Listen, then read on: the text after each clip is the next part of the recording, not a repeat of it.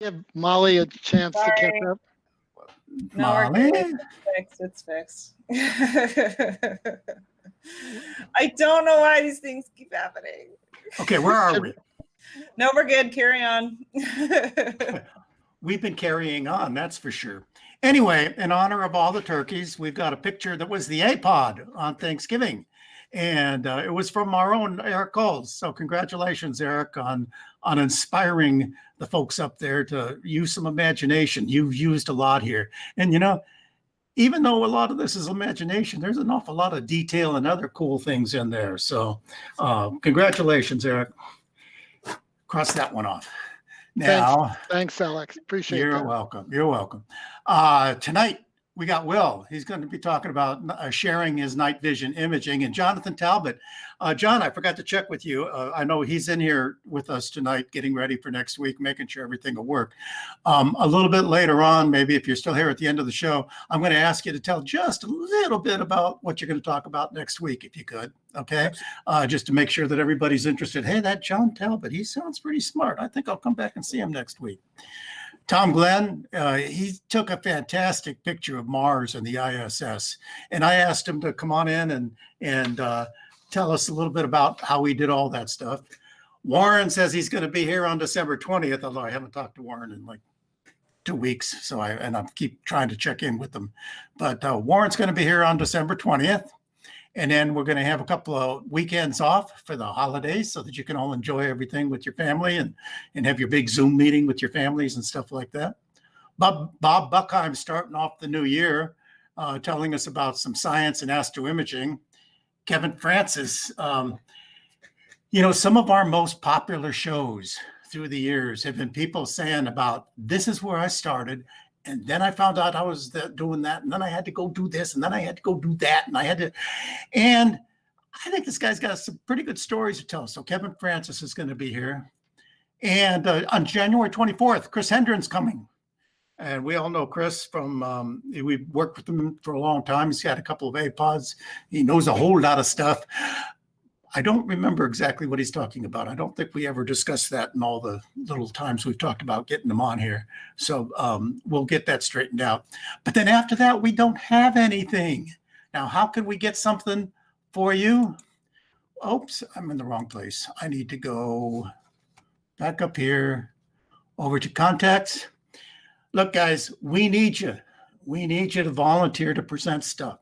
We've had some real good people from your group. I mean, the same people that are sitting there making comments right now over on YouTube.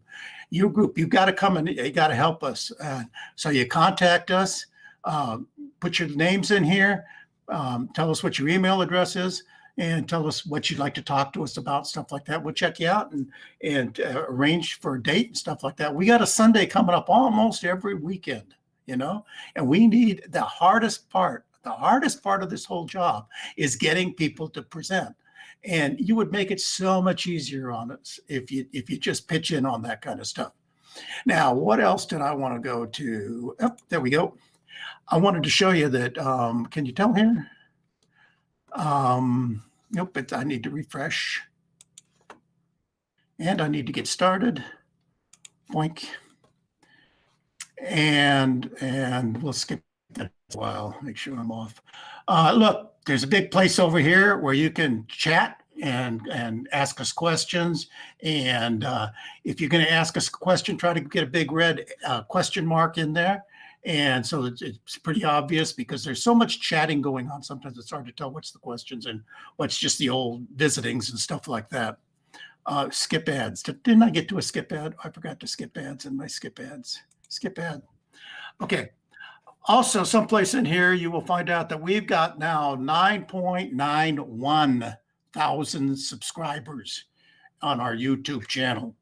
So please make my Christmas a Merry Christmas. If you are not yet subscribed, please hit the subscribe button over here. You can also hit the contribute button and a few other things, but mostly we need you to hit the subscribe. Where is the subscribe button? I forget, but it's around here someplace. So get in on all of that stuff. Meanwhile, you see Deep Sky Dude, he's sitting there in the bullpen. Okay, dude, Deep Sky Dude. Okay, Will. Oh, no, not yet. false alarm.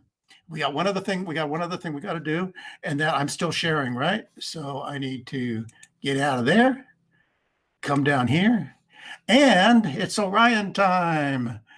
Remember last week we were a little bit confused as to how to get the submissions for Orion in. Well, we've straightened all that out. So listen to this little bit here. We'll accept anything in this light tannish square over here, or the squares, okay? Anything in that area or the whole area, we don't care, but it's Orion time. You know, that big monster sitting up there, and he's just gracing the skies there.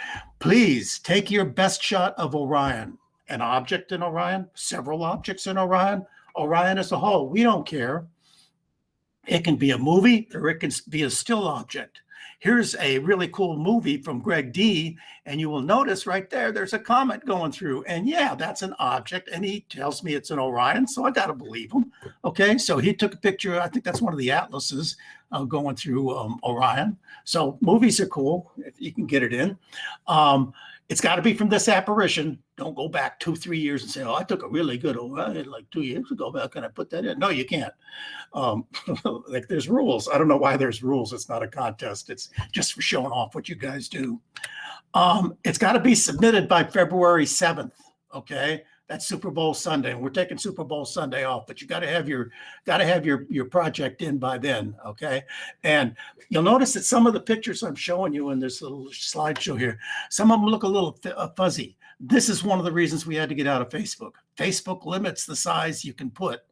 And because they limit the size you can put out there, we weren't getting very good resolution. So try to make your picture at least 1080 pixels on a side. If you do that, whether it's the long side up and down or the other way. Anyway, then you go over to the website, Orion Time website. Okay, just go to the regular website. Let me get out of here. Oh, save it. Of course, save it. And back into here. And here, I said back into here. And then back over to here.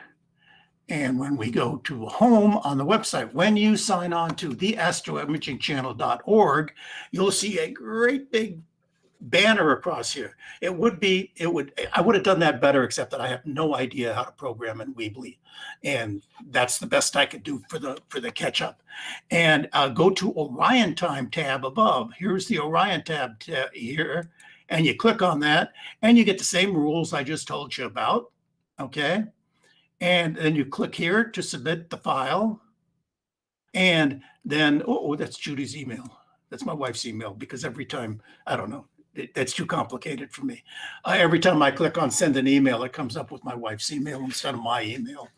But at any rate, click there and you will get your email program come up, and it will send the picture to us, and we will try to get it up on the website and prepare it for later showing.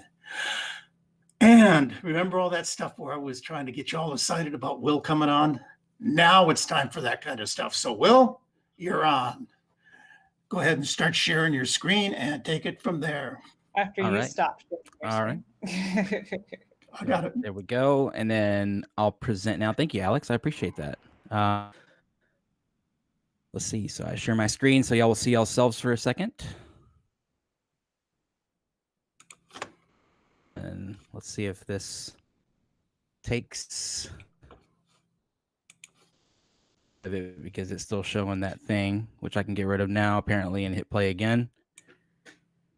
Okay. I think we're good, right? Yeah, you're good. Yeah, you're good. All right. So, wow. Thank you guys for having me on the Astro Imaging channel. I've been watching channel for years. I guess I probably found y'all in like maybe 2015 or so. I can't remember exactly. You know, it was many moons ago. Let's just say that. So when Molly asked me to be, on, I was like, well, wow, yeah, of course. What? Yes.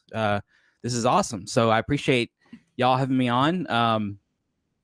We'll just get right into this, and hopefully everything's working. There we go.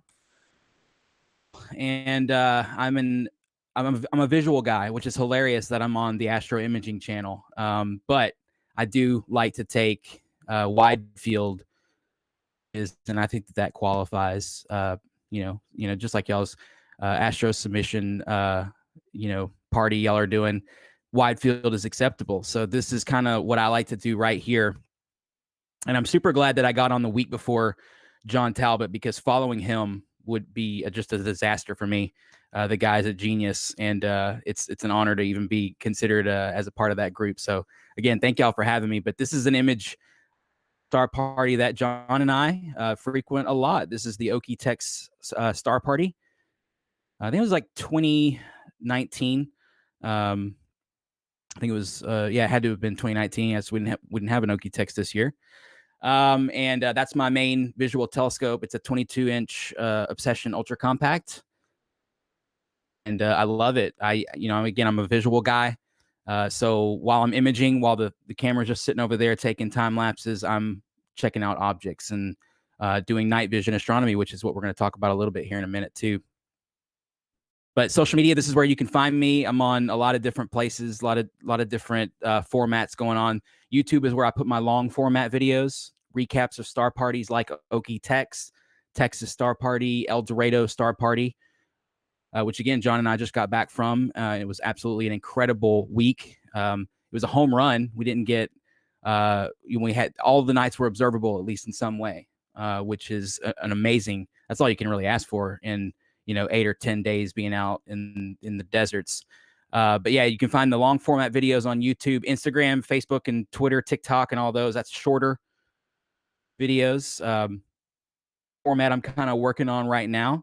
And I'll kind of explain that to y'all as we go through the talk of, sharing astronomy for Spotify. I do make music, and it's spacey instrumental music. So if you like that ambient sort of John Surrey, I could sit here and name artists for Evangelist and that kind of thing. If you like that instrumental spacey vibe, I do that kind of stuff. So you can find me there on Spotify, iTunes, and all that. And it's under Deep Sky Dude as well. I figured I would just throw all the music and everything under one.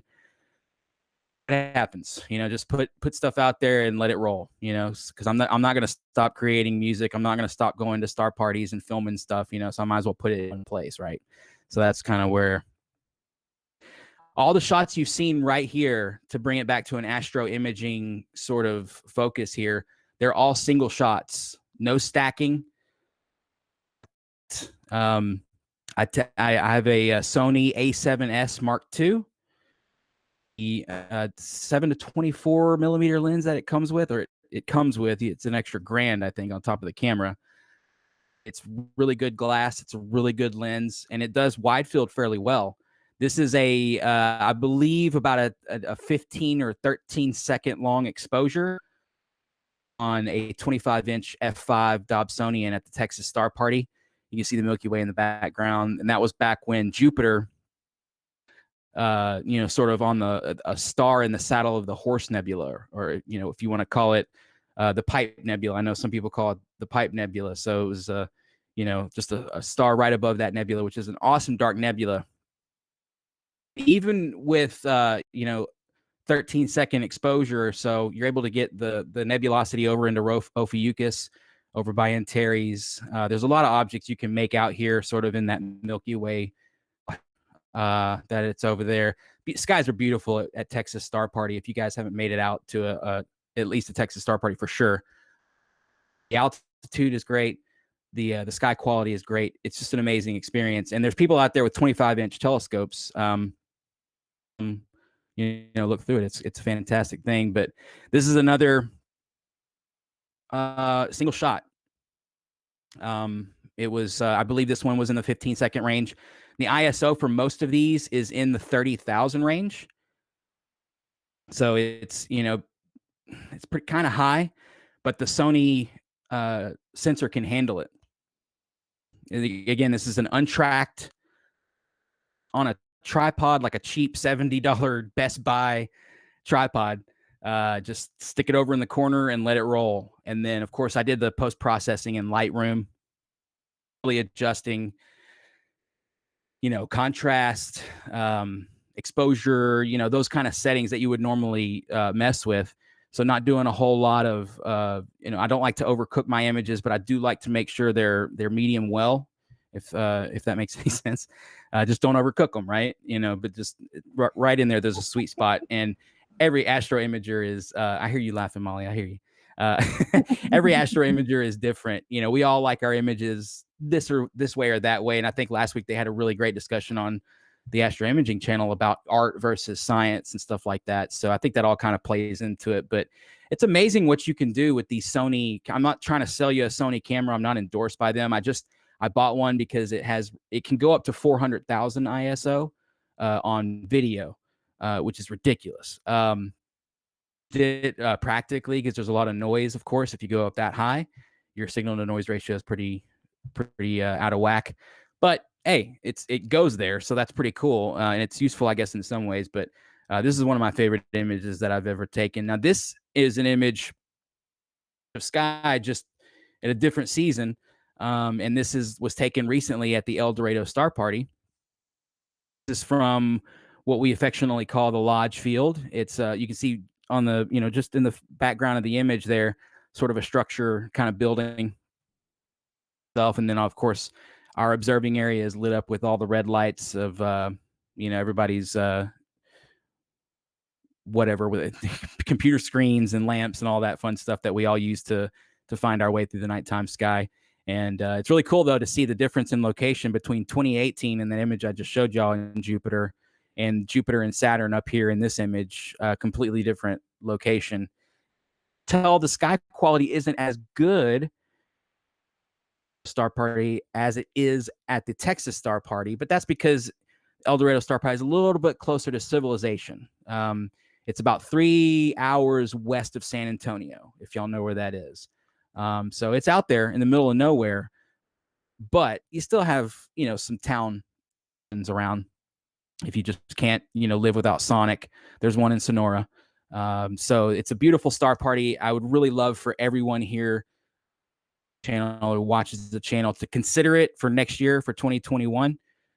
The El Dorado Star Party, it's just a beautiful thing. It's an intimate Star Party. It's a great beginner Star Party if you've never been to one. It's a great way to start out. But yeah, it was a fantastic time. We had a great time there. To do again, that last image was a single shot, no stacking bias frames or light frames or any kind of for that one single frame. I'm very lazy when it comes to my astrophotography, and y'all will kind of pick that up as we go along.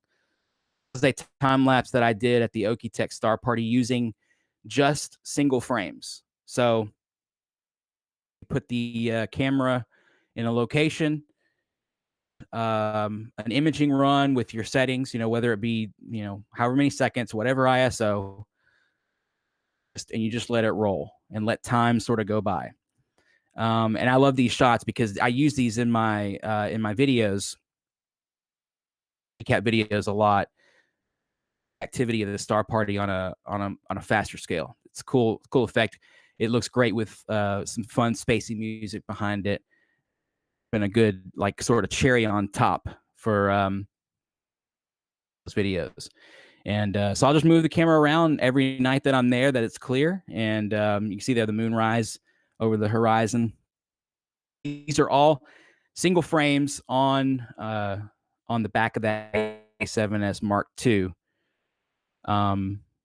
It's a beautiful camera. I definitely, if you like doing just lazy astrophotography like me, you'll love that camera. I think if you look, there's in that one scene there, it went by pretty quick, but there's some lights on top of that mesa. Just on top of that, it's actually John Talbot, I believe. He's crazy wild man enough to climb that mesa at night, or maybe they climbed it in the afternoon and stayed up there till night. But they were doing some time lapses as well up there, and we knew they were up there, so I was like, it's cool because we could see their lights at night while we were observing. I knew I was getting them on camera. So, but this is just what I do is I take the individual images, I put them into I use Final Cut as a movie software. The individual pictures, a 1/10 of a second, or even less in some cases. Just depends on what kind of look you're going for, how many images you shot, and you make just make the time that they're on the screen super small, all your hundreds of images down to a few minutes, and you get these fun time lapses, and fun to shoot. And it's always good fun to do that while you're at star parties. And one thing we do while we're at star parties a lot is night vision astronomy. And this is one thing that I'm super excited about these days, because it makes sharing astronomy online so much easier, because you can do live streams off the back of your iPhone. You know, however you want to do it. You can, for people maybe with a vision impairment, maybe you can't really see that galaxy all too well because your eyes have deteriorated as you got older. Well, these night vision image intensifiers are actually are pretty good for this. And the image intensifier is this this thing right here. I'm using my phone to circle that. I know it's not very great, but it'll work for now. It's just that little piece right there. We all know that, you know, this sort of area is the eyepiece of the telescope. That night vision thing is just the thing sort of stuck on the end there, and they're expensive. I'm not gonna lie, they are a very pricey device. But they allow you to see kind of a different perspective on the universe. And I'm going to show y'all a bunch of pictures and images of that in a second here. Talk a little bit about the night vision itself. And you can see that is the sort of the where you look method. So again, you have, well, if I can go back here, you have the eyepiece of the telescope set up normally, just like you would if you were doing a visual, you know, situation. And then Teleview is the only game in town when it comes to making this one adapter between the PVS-14, which is a military grade product, and a Teleview eyepiece. You know, you shouldn't even want to try to put those together, but crazy astronomers, we love to. So Teleview said, well, we'll make an adapter for it since y'all are weird enough to be doing this. And so they're the only game in town when it comes to this adapter. As you can see there, everything is super rigid. This is a friend of mine. His name's Ed. He built this scope from scratch. The name of the scope is Elvira. It's an f2.75, 24-inch Newtonian. I mean, if you went to a Ferrari store and you said, I want a Ferrari with every option added, it's a beast. It has its own robotic, like a tank tread machine that picks up the telescope, wheels the telescope into Ed's camper, where it sleeps at night, and then, you know, at night when he brings it out, it comes out on a tank tread. You know, the tank tread thing drops the telescope down, and now you have a telescope. It's absolutely insane. If y'all want to see those videos, they're on my channel showing Elvira. One thing I wanted to kind of give you guys that some of y'all might know a little bit about these night vision, that I've been learning a lot. I'm not an expert on night vision astronomy. There's threads galore all over cloudy nights. So if you want more information, there's lots of it out there. One thing I figured I'd throw at you guys is the figure of merit, kind of like a grading system of these devices. So if you have a high figure of merit, a really high quality device, some of these night vision devices will have blemishes, black spots. They'll have problems with them, so they'll have a lower figure of merit. And the way you get it there is the signal to noise ratio times the resolution. I'm not going to go into how the resolution is done. It's done with like lines per millimeter and stuff. It's a crazy thing. Like we test telescopes. High ratio there, you get a high FOM. If it's a lower grade device, you get a lower FOM. And I think I read somewhere it's like illegal to ship out of the country anything higher than a 1400 FOM. And that I just ordered is a 2300 FOM. And so the higher the FOM number, the more expensive you can expect it to be. I don't know exactly what Ed's device here is. It's a pretty high quality device, so I would assume the figure of merit number is very high. But I don't know. I'd have to get with Ed to get that exact number. But that's kind of how the government and everybody ranks these, because these are illegal to ship out of the U.S. If you ship this, or you do something with this, which is a good thing to know now, in case I wanted to fly out of the country, like to Australia with it, or to Germany or whatever, I better know the procedures on that. And also, if I even want to sell this thing, it's a paper trail process. So they know where it came from. It's coming directly from the supplier to me. And then if I sell it, I have to, go on with that. But these are some of the iPhone images that I've been able to pull off this thing. And these will never do them justice. Y'all know how imaging is. The image can never do the object justice, especially when you're using a cell phone for astrophotography. It just wasn't designed to do that. We're breaking all the rules here, but it's fun. We have fun with it, and it helps us share this stuff. This is easy to put on Instagram, on TikTok, and all these things, and people they're like, "What? This is crazy." But this is the Crescent Nebula, or the Croissant Nebula, as I like to call it. But this is an object that if you walked up to Elvira and you put your eye up to that night vision eyepiece, you will see this, but in better detail. So you will physically see nebula and those kind of structures that you could only ever see photographing objects, which is very cool. The Horsehead Nebula is visual, but it's kind of, you need a good night. You need just the kind of the right conditions and stuff like that. I'm gonna show y'all some images that I got of that in a second. A nice little galaxy. I will tell y'all that the night vision does worse on galaxies and things, and it really excels on planetary nebula, dark nebula, believe it or not, and other kind of bright nebula too, like the Sharpless catalog. It does really good on those. If you get a hydrogen alpha filter, which I believe this image right here was taken with a hydrogen alpha filter, really show you some amazing detail. 1X with just a device with a hydrogen alpha filter on the front. Loop in Orion. Colander 69, which is the head of Orion. You can actually see that nebula around there. You can see the rosette off to the left of all that. It's just absolutely stunning. You look up and you look in Perseus, there's the California, and it's there. You don't have to it's kind of there. In the night vision, it is absolutely 100% there. It's a beautiful thing. But you need that hydrogen alpha filter, which is also very pricey, which is hilarious. This is sort of the best iPhone image that I've been able to get from the night vision to date. I mean, it's blown up, it's blown out, but you see it there, and that was a single shot. I literally put the iPhone up to where the eyeball goes in the telescope. Afocal night vision with afocal photography on top of that. It's breaking all the rules here again, but that was one single shot from the iPhone. And then post-processing done actually inside the iPhone with contrast and levels and stuff, just sort of tweaking it till I'm like, I don't hate it, right? But it's pretty impressive what you can do with this, especially with being able to get a quick image or whatever. But there was a meteor going through it at the exact time that I took a video. And so I just went to the exact frame on the video where that meteor was best represented, and I took a screenshot. Now you have a screenshot of a galaxy with a meteor crossing in it. From a pro's perspective, this isn't a great image because there's noise issues, there's this or that.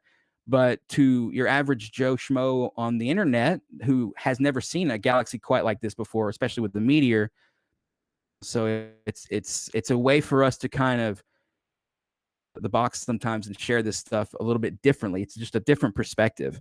It's not better, it's not worse. That's what this is, right? It's the dumbbell, which I've always been confused by that name. So, I like the Apple Core Nebula. It seems a little more fitting. Because it kind of looks like a propeller spinning around. It's a really cool nebula, but it's a planetary. Again, with the hydrogen alpha filter, it just sings in the night vision. And actually, I have a video. So this is video straight from the phone. There's no processing done on this. This is raw of M27, the dumbbell nebula. And again, with the hydrogen alpha filter, the night vision, and I think this was done in era. So a 20 Omega Nebula is again, the nebulas really just explode in the night vision. You can't even see. I can't even really make out like the Omega part of it. It's just there's so much light coming in there. And these night vision work kind of like a microphone, if you want to look at it that way. Light comes in, amplified, and then that light gets delivered to you as the viewer. You know, like whereas a microphone takes sound in, signal, boosts that electrical signal, and then gives it to you back in audio. So it's a very similar process, and it is destructive in some ways. Bring things out for you, you know, that you may have never seen before, and then you go back to visual, and you'll see those things, and you'll be like, "Wow, maybe I would have never noticed that, or maybe I would have. I don't know." But it's a different perspective for sure. And of course, we all know the Lagoon Nebula. I mean, that's one of them that you can't really forget. But again, look around the edge and ignore the coma and the chroma, the stuff that's wrong with the edges, because you know these are made for the military. They're not made for astronomy. But look at the dark nebula out at the edge of the lagoon. They just absolutely pop out, absolutely gorgeous. And then your eye, again, I can't show y'all what this looks like to your eyeball, but if you're ever at a star party, please, I beg of you to come by my telescope and look, because you know, and I'll take you on a tour, a nebula tour, because it's something that everybody should see. Again, it's not better or worse. It's just a different perspective, man. It's just a different way to kind of see the universe. It's one that I really enjoy. This is one of my recent videos. I took this at El Dorado, and if you watch closely, there's 4 meteors that happen within the first 2 seconds of the clip. It may or may not come out online as it is as it does over the phone or whatever, but the night vision monocular cell phone and putting it up to the thing just afocally and filming the Andromeda galaxy. That's what that little fuzzy patch is right there. Messier 31, we all know and love. 1x at 1 time zoom, right? What your eyeball sees, this is what your eye would see if you could see like a night vision telescope, which is pretty ridiculous. Sometimes there's constant meteors, y'all. I mean, it's just constant meteors. You know, they'll come in groups and they'll just keep hitting, and then you know you almost kind of like you can't take it anymore. You're like, but then after a while of watching it, you get jaded to how many little bitty grains of sand are burning up in the atmosphere above you at all times that you would never see any other time. But it's a pretty cool video. It's pretty cool what you can do with this stuff.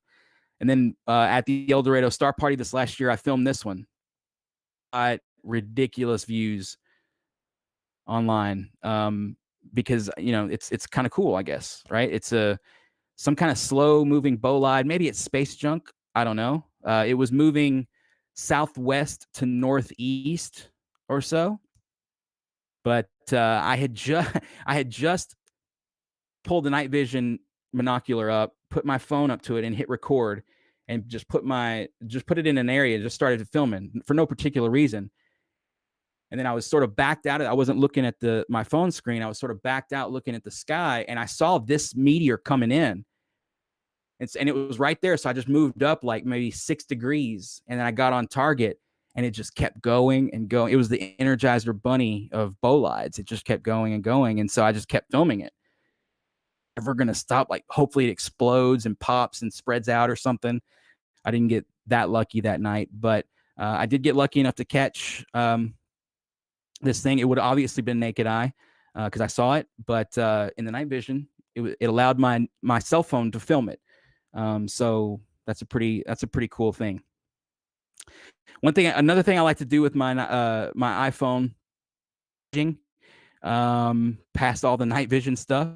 This is a single image taken from a video. It's not a stacked video. It's a single image, one frame from a video off of the 100-inch at Mount Wilson, and which I know it's 100 inches. Yeah, it's cheating. But this is the kind of stuff you can do with a simple cell phone on a mountain, which I thought was pretty cool. The same telescope with Saturn. Well, cool do you have image. a few seconds for a couple of questions? Sure, absolutely. Yeah, Yeah. I think there's some more interest in the Yeah. night vision. Could you give us a little more detail on the equipment? Maybe we'll kind of plug our ears and you can tell us how much it costs, what filters you generally use with it, a few other details. Let me go back there real quick. The these things are extremely pricey. And not only that, you need the infrastructure to run it. You need a really solid telescope. But even small aperture telescopes will do absolutely fantastic with these things. You don't need a 24-inch home-built monster. No, I put it in my 4-inch refractor. It did really well. But you're going to need the TeleVue eyepieces because as far as I know, there's nobody else making those. You're going to need the adapter. You're going to need the thing that holds the cell phone. So it's several $100s worth of TeleVue pieces that you need. And then on top of the night vision. And pricing on the night vision can be, you want a good, what we call tubes, right? Because you're going to be doing crazy things with it, like magnifying light, from faint galaxies and such like this. To pay anywhere from up to 5,000 for your standard, and that's just the tube. Then the eyepieces. I think that 41 millimeter panoptic, and then this 27 millimeter, which I just ordered it, right? So I got to have these eyepieces, but this is the 27 millimeter panoptic, and these are the two, the 50 mil, 31 mil panoptic, and the 27 mil panoptic piece as well. So you're going to need the eyepieces and the night vision to do telescopic stuff, but that doesn't mean you can't just buy the night vision and do it 1x, like I was saying with the galaxies and stuff like that, with the meteors. You can do all that 1x, but the pricey system. But I look at it as an investment for being able to share astronomy online. That's the goal here. Again, I'm not an expert on night vision, so that's why I didn't put like all the different criteria that they use to like sort of grade these things. A lot of that as well. And when I finally learn all that, I can come back on and do a little bit more in-depth kind of discussion on it. So are you just holding your iPhone up to the eyepiece and just clicking the button and whatever the exposure is, or are you setting it? That's right. Some people ask if I'm using like a different software. No, I'm just the iPhone proprietary stuff, the iPhone camera itself. It does a really good job. You have to take, what I do is I take a bunch, maybe 10 or 15, and then later when I'm having coffee or hot chocolate in the warm room, I'll kind of be like, no, ooh, the stars are nice on this one. Maybe the wind settled down for a second. It's kind of like Lucky Image. But a lot of the times I'll do the video thing where I take a video and then just take a frame from that video that's, super stable. That way you can let the atmosphere do its thing and you don't have to rely on everything being perfect for one shot. So are you just hand holding it, or is there some kind of a holder for the phone? So yes, I do both. I do hand hold it, and I do put it on. There's an adapter. This video here, hand holding it, and you can kind of see that because the star field is kind of shifting. You see everything swaying a little bit. Solid system, it's perfectly acceptable to do it by hand, especially if you're doing video. Now, if you're doing iPhone time-lapse exposures, which the picture, this image here, I think 3-second exposures, even with the night vision. And so that allowed some of the extra detail to kind of pop out. Those were done with the TeleVue Phone Mate. It's and it's spelled with an F, F-O-N-E. And again, that's the only mount in town smartphone with the PVS 14, which is this night vision apparatus here. It's called a PVS 14. That's the name of the tube. Is it just grayscale images coming out, or is there color? Yeah, it's grayscale. It's in between this sort of greenish color and this sort of bluish white color is generally where the image is going to be. Now, when I walk up to it with my eyeball, it's more of this. It's more of a whitish blue gray grayscale than this sort of green. The green is an artifact of the iPhone doing weird stuff when it wants to white balance the image, because you can see how wildly different that image is than this blue image. So, and it really also depends on the filter that you're using with, if you're not using one at all. Now the filter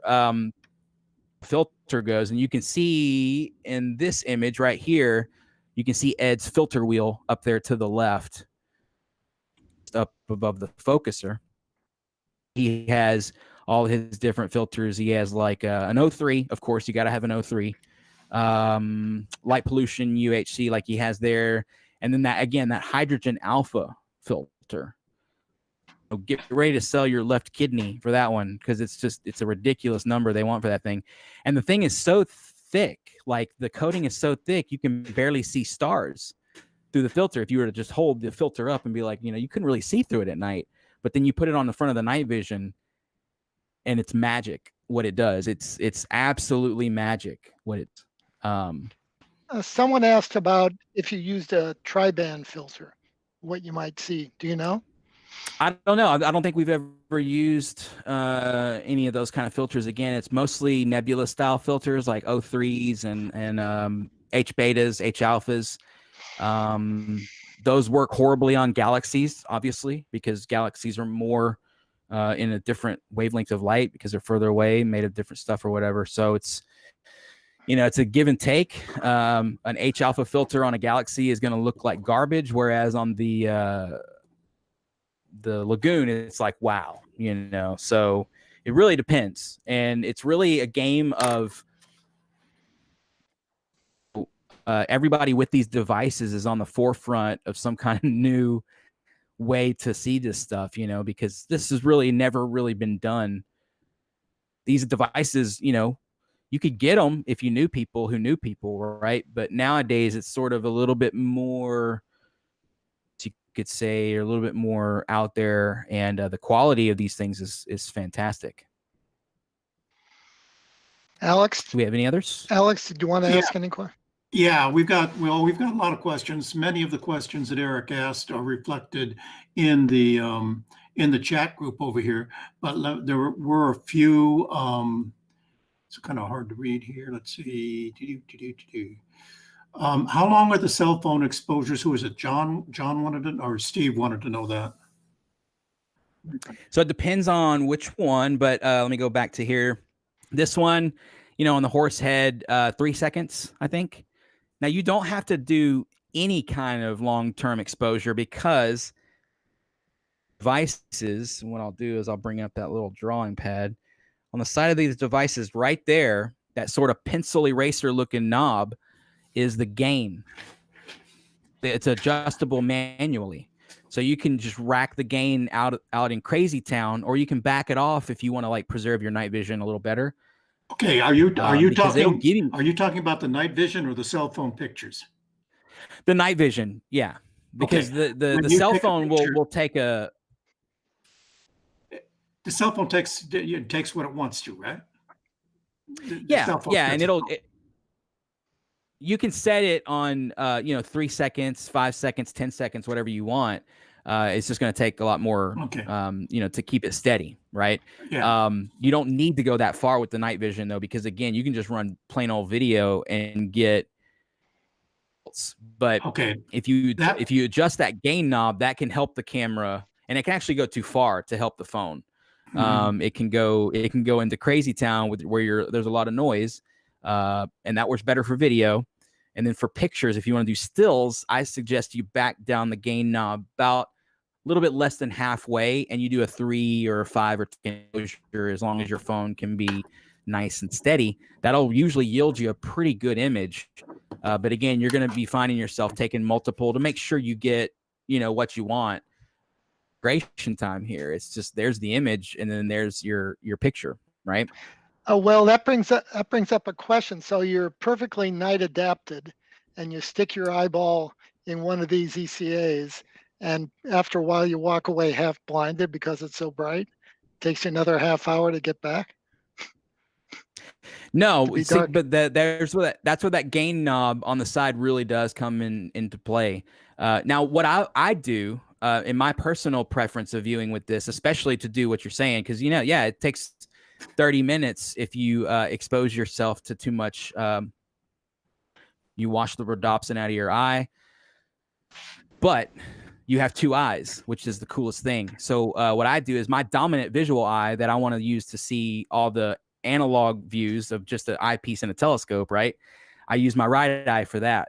And then whenever I go digital viewing, which is like with the eye, the night vision, I'll use my left eye for that because my right eye is more trained to see, see stuff because I've done the Herschel 400 catalog, a lot of different catalogs like the Messier and Caldwell visually, just with this right eye, so it knows that this eye is better than I am at observing, I think. But this left eye isn't as good, but great for if I want to take in some really high amplification photons from the night vision. Yeah, so you can do that method too. Right. Or just don't turn the gain up as high, and then it really is like looking in an eyepiece with slightly brighter images. Just Ray wants to know just if you would recommend, even casually, one brand or another. So the brands is a weird thing. There's a few companies that make them. I want to say less than 10. Again, I'm not an expert on this, especially this PVS 14 style. There's other styles like the Mod 3s and yada, yada, yada, yada. The PVS 14, though, can marry to a TeleVue eyepiece, and I believe it's the only one that can marry. Maybe you could put a Mod 3 on a TeleVue. I don't know. But I would just suggest a PVS 14 from anywhere you can get one. But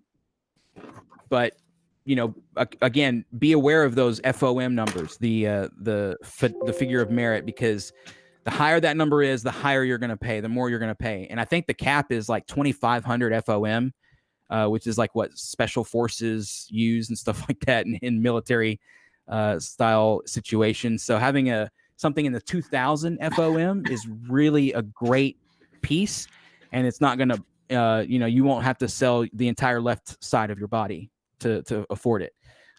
So it's that. It's kind of like give and take, just like everything else in telescopes. But again, there's only 4 things. The photocathode thing inside that really does the magic is grown. It's a crystalline kind of thing, so it's grown in a lab. And some of them are great and some of them are not so great, and they get categorized, based on that as well. So pay attention to the FOM and make sure you get them.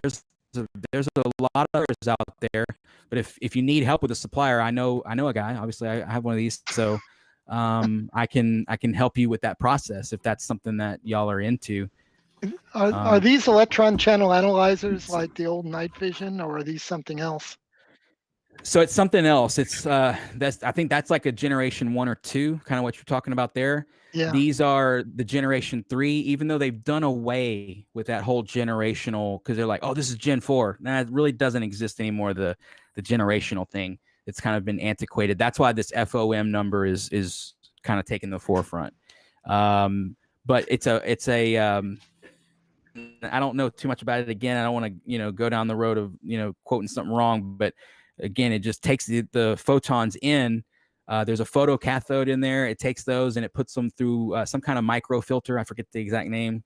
Don't sue me or don't be too hard on me. Again, I'm not an expert on these things, but and then it basically puts that back into analog photons that are in that gray, that whitish scale. The one that I will say to go for is the white phosphor, not the green phosphor. Going to give you greener images than this one. It's going to be so green that you'll be annoyed. The white phosphor, these are all white phosphor images. Sometimes they lean into the green, but most of the time it's blue scale. We have a question from Ben Hakala. I wonder what would happen if one took a video for a half hour or so and then aligned it and stacked and everything else, so the best images, and would the noise level drop and all that other stuff? Does anybody do that with these devices? I don't know. I would imagine that there's got to be somebody doing that where they're taking the movie files and stacking them and stuff. This is all brand new. Again, there are cloudy night forums where some of these guys that have these things are just experimenting with stuff like that and playing around. So those are worth a look. It's called EAA.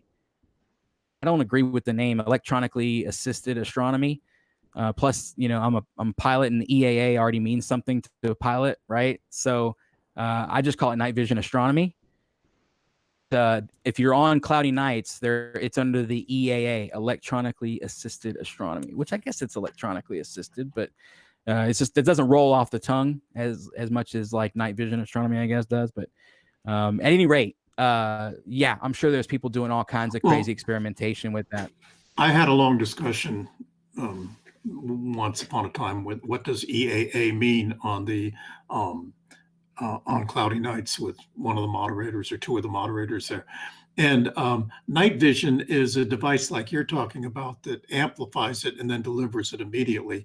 EAA uses a camera to take a picture and then maybe take a series of pictures, including a movie, and then processes them using generally a computer and a display screen of some sort.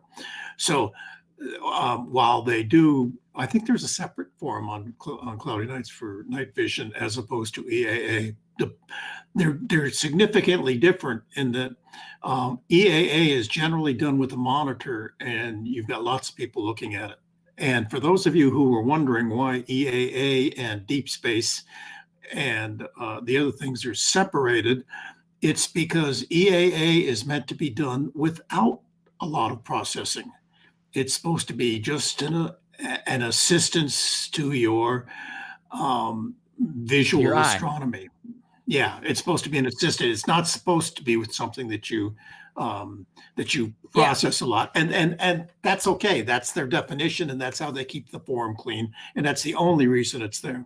Now, if I'm not mistaken, I think we got a lot of comments and people saying, "Hey, good job, that's interesting," and quoting the prices for these things, and I do believe we've got all the questions that are extant in the file there. We interrupted you to ask questions. You want to get back to what you were saying? And I enjoy the questions. Again, I don't claim to be an expert on this stuff, but I'm learning it all just kind of like everybody else is. We're all kind of learning it together. So, but yeah, I mean, it's an amazing thing. It's like you said, it's not meant to be better than, you know, an astro image that has hours of integration and all these, you know, awesome picks and sight tricks and tips done to it. It's just sort of as it is, give or take a little bit of, you know, amplification, right? But imagine your eye was just a little bit stronger. Images you could see maybe without the scintillation, and that's another term that you'll hear with night vision is the scintillation. You see that kind of the sparkly sort of noise that happens. It's happening everywhere in the image all at the same time, but in different places. That's scintillation. And so again, if you have a high FOM, you're going to have less scintillation. Have a lower FOM, you might have more scintillation. So again, keep that FOM number in mind if you are planning to purchase. But let's see. Past the night vision, again, that stuff though, that again, you know, there's all kinds of stuff you can do with an iPhone. And you guys saw, you know, Jupiter and Saturn from the 100-inch telescope, which is amazing. This is one of my favorite objects, though, with just from an iPhone. No processing, brought the levels down and kind of brought contrast up and sort of simple things. Again, don't overcook it, but just a little bit. This was done on the 100-inch telescope at Mount Wilson. And I've never seen this object before this night. But one of the telescope operators at Mount Wilson was like, y'all got to see this thing. And it's called RO11. It's Campbell's hydrogen star. Some of y'all may or may not have heard of this thing. It's a single, I looked at it with my eyeball and I was so blown away by what I saw. I had to put the phone up, do that. And then I just took one single image, not a video, and then whatever. I just took one single image, and that's the image that I got back. And to me, it kind of looks like the heart emoji on Facebook. I mean, it's got that sort of shape. It's the reddest thing I've ever seen in an eyepiece. I believe it's a Wolf-Rayet A star. Some of y'all could probably correct me on that. I don't believe it's a planetary nebula, but maybe there's some conjecture on what this thing is. Maybe it's becoming a planetary or something like that. It's a protoplanetary nebula, but I think it's some kind of Wolf-Rayet A star. Absolutely beautiful object. And anything over an 18-inch telescope visually, you will see what looks like red spaghetti around. Absolutely, it's nuts. It's over in the constellation Cygnus. It's not far from Albireo, believe it or not. And you can search it as RO11 in all those softwares. I mean, like Sky Safari Pro, everybody has it as RO11. I challenge y'all to look it up, because an iPhone on a 100-inch telescope took this image. You know, your 20-inch or even your 15 or 12-inch telescope will see it for sure. It's a beautiful the moon as well. If you're into lunar live streams, I do those on Facebook a lot. This is all with the iPhone, these images. This is one I'm really proud of. I think it's not playing. This was the moon, and that little dot going across there is the International Space Station. And of course, a lot of y'all know how to do this, right? You go to ISS Transit Finder. The sun or the moon is going to have a ISS transit across it. This one just happened to go right over my house one night. It was clear that night, and so I threw the telescope out. I put the iPhone where your eyeball would normally go, and I recorded it. This time, I've done a few of these before in the past. What was different this time, and I'm so glad I did it, was I ran this video that you're seeing here, and I think it was 180 frames a second, which is an iPhone, you know, the slow-mo feature on an iPhone. Frames a second. And this is what I ended up with from that. It's just, you know, a slow motion video space station going across the moon. And I think this pass lasted less than a second and a half, or about a second and a half, 1.6 seconds or so. Look, to be exactly sure, but that is the International Space Station right there. And that was right after Bob and Doug astronauts to launch from American soil to go back to the space station. They had just docked and were aboard when I shot this from my backyard with a cell phone. So, you know, again, there's some stuff you can do with these cell phones. If you want to do something quick, get out there, get the thing, and then you got it. Basically, you can do there's a lot you can do with that. As I'm kind of winding it down, is back in the 2019 eclipse, I caught a on the moon, and it wasn't aliens, as far as I know. I was videoing the total lunar eclipse. I wasn't doing this with my cell phone. This was with the Sony A7S, you know, Mark II, and my Explore Scientific. It's a 4-inch actor. It's a great telescope. And I wanted to film the entire lunar eclipse because I don't know why, I just wanted to. And then I was going to take all that video, speed it up, so the moon darkening and going red and then coming out of it. And my lunar eclipse video, having no idea something hit the moon, Vicky Ramatowski and Sarah Silva, did you catch the explosion on the moon? And I'm like, what are you talking about? Explosion on the moon? No, what? And they said, check your data. And I was like, okay.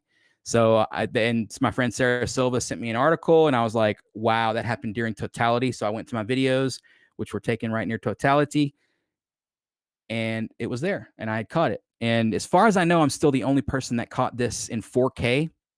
You can see, and then it really quickly decayed away. Maybe 5 frames is what I got for the exact number.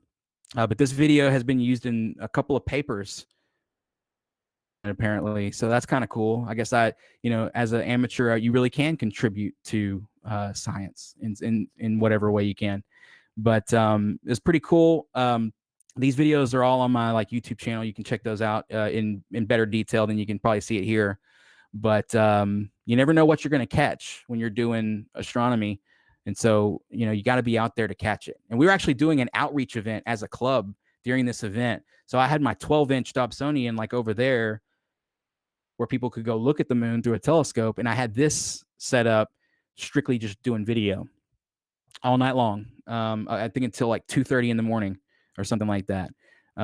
So that was pretty cool.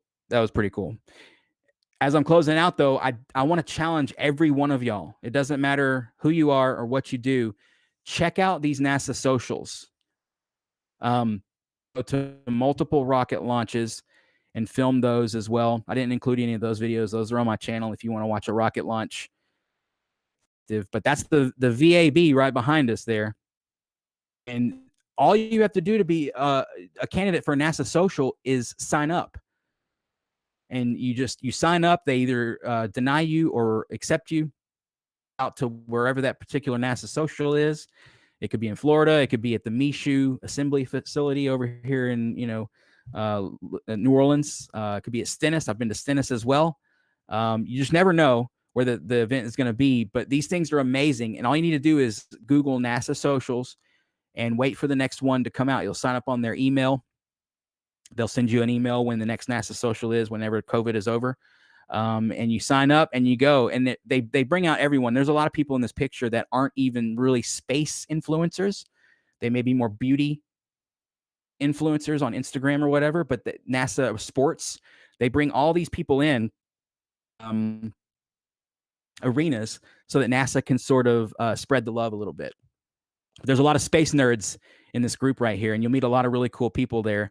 And here they took us to the most famous doorway in the world, where every astronaut who's ever flown any mission has walked out of this door. You can see me in the back there. I'm way in the back. Only half of my head is visible. It's kind of like a game of Where's Waldo, but it's Where's Wildo.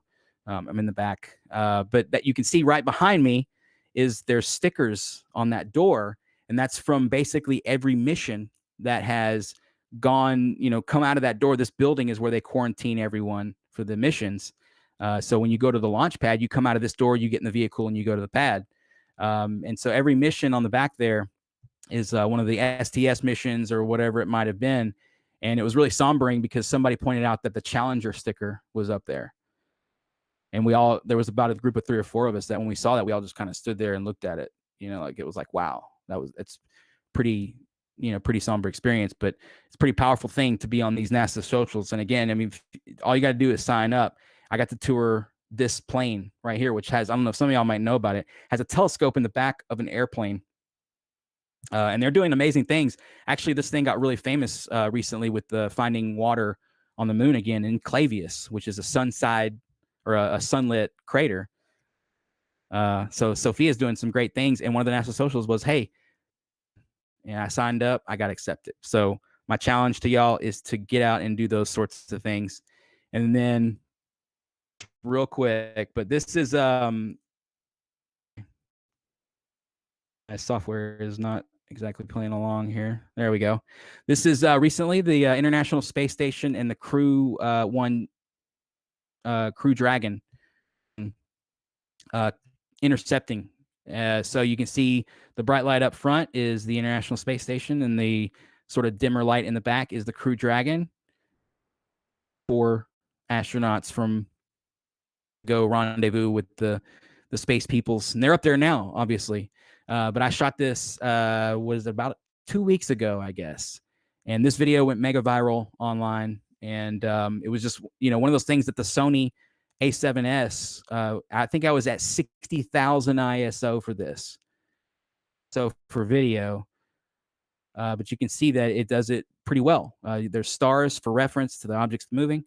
Again, I'll sing the praises of the Sony A7S but it's a beautiful camera. And that video is online. Obviously, you can find that on my channel. And then as I'm closing out, one more preview of some night vision stuff. Again, this is a PVS 14. It's the same night vision we've been talking about most of the night. Shot with my iPhone. These are red sprites. Now, I don't know if a lot of y'all are weather fans like I am. Stephen Hummel, he's here tonight, and he works at the McDonald Observatory.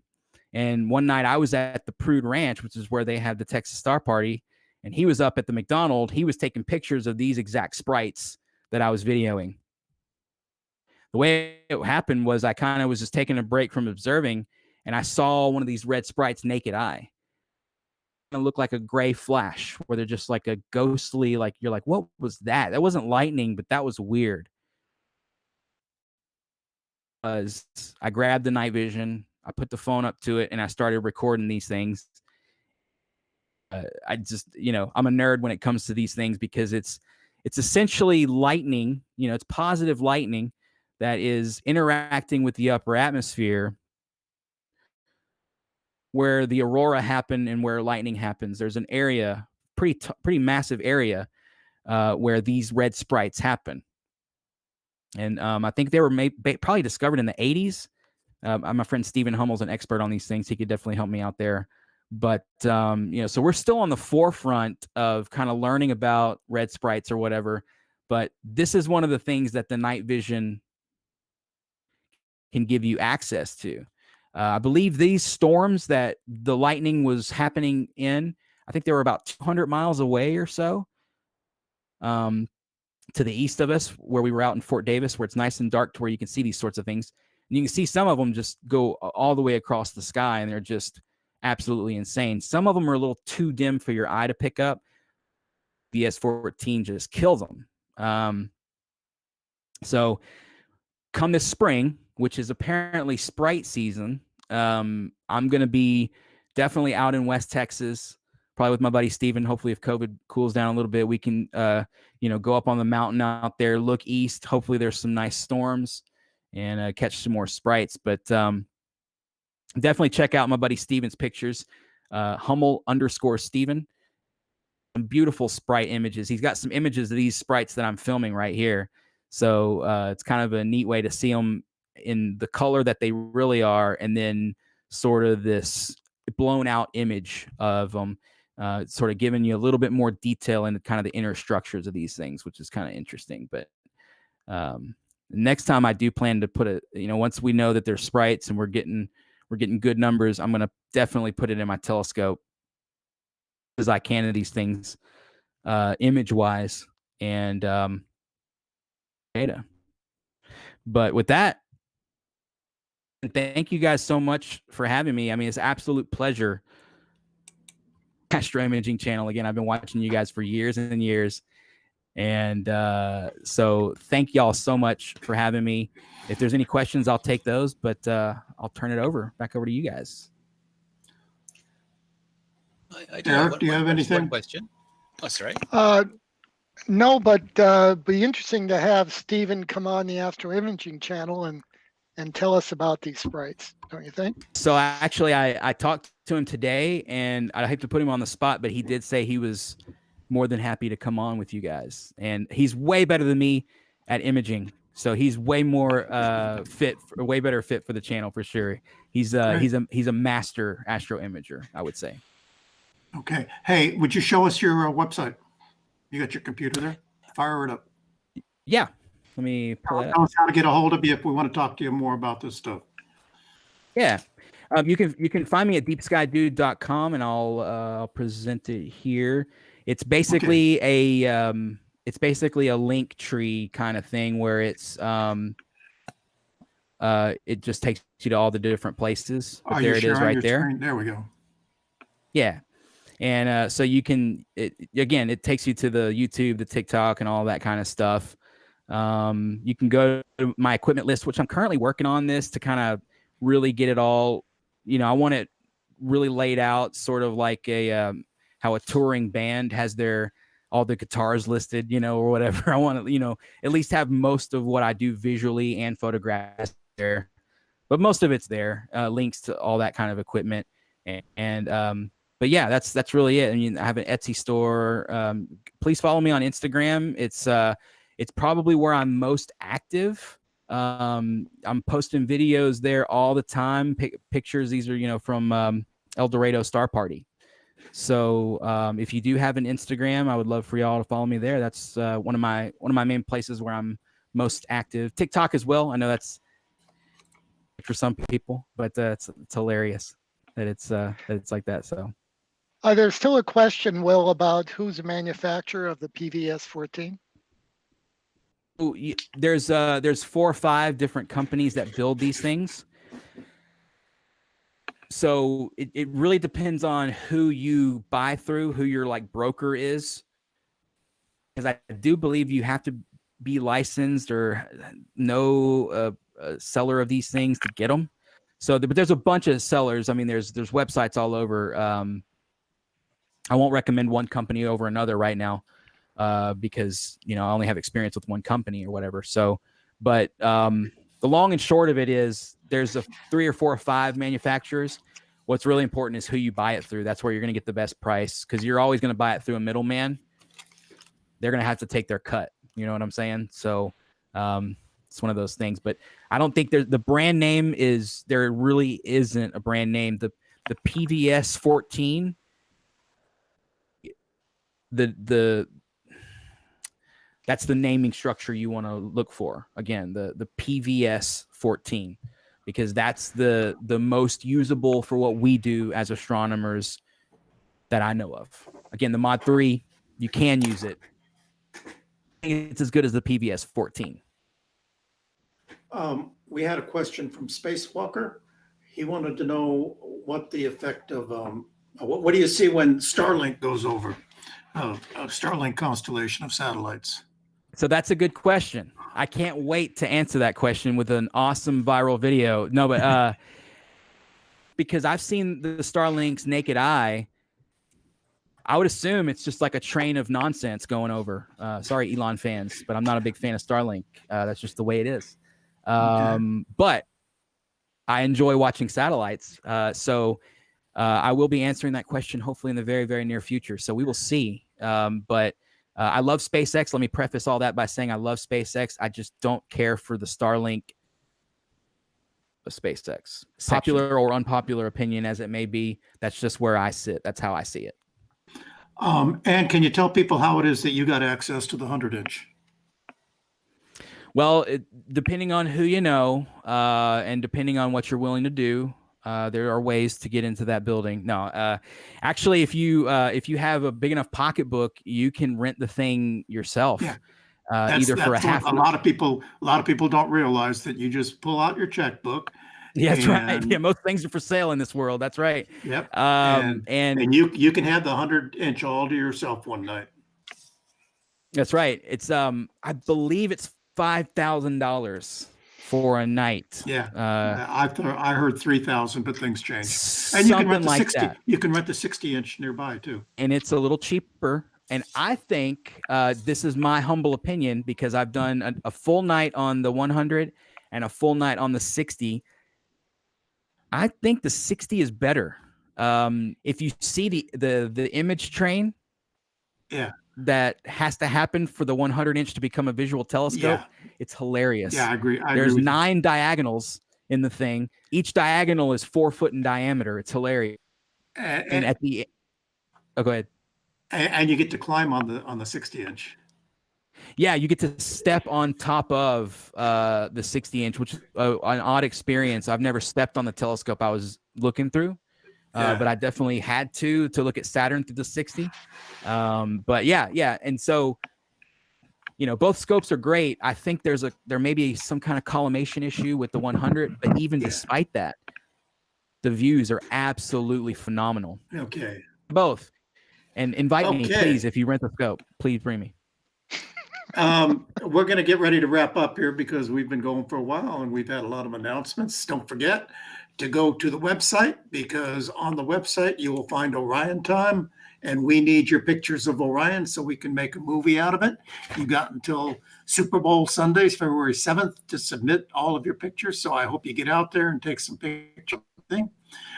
We mentioned back there as we were going along, and we saw some really cool pictures of the ISS transiting the moon. Well, we will be watching somebody on December 13th.